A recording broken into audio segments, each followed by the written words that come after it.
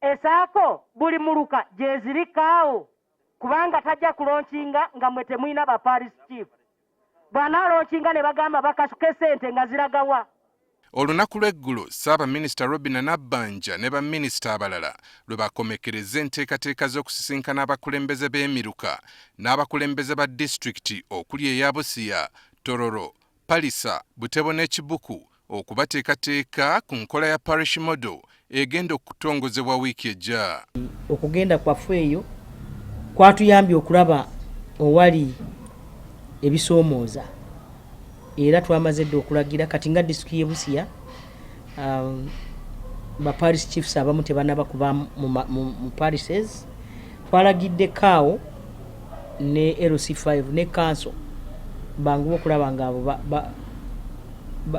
baba likuluutinga.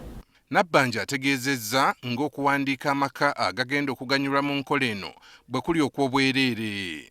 Okuba memba wa saako oganyulwe tekyetaaga kusasula. Saako okuligestalinga kuba abadde bagaleeta ssente za registration biki tekyetaaga, gavumenti byonna yabikozeeko.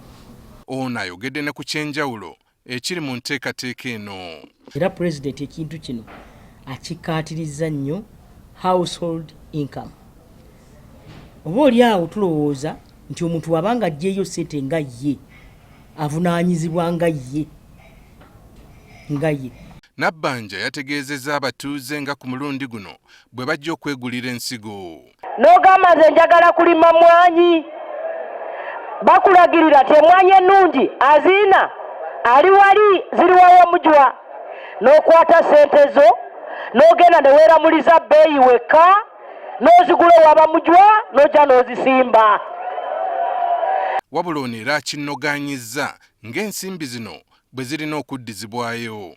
Twagala kulaba ng'omuntu wa bulijjo aludde nga tafunamu ku luno naye afuna omukisa okukozesaako ku ssente za gavumenti yeekulaakulanye ate ssente zo waba amaze ozikozesa addeyo azisasule.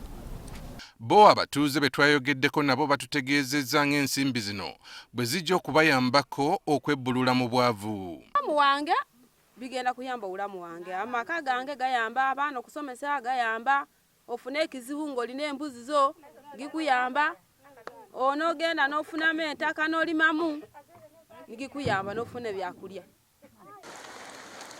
Mu disitulikiti y'e Butebo enteekateeka y'okusisinkana abakulembeze gye yakomekerezeddwa Namutikwa w'Enkube yafudde embeera tataganyizza embeera era nga waliwo ne bye yayonoonye omuli n'emmotoka. Aaron Mukama, NTV ku ssaawa emu.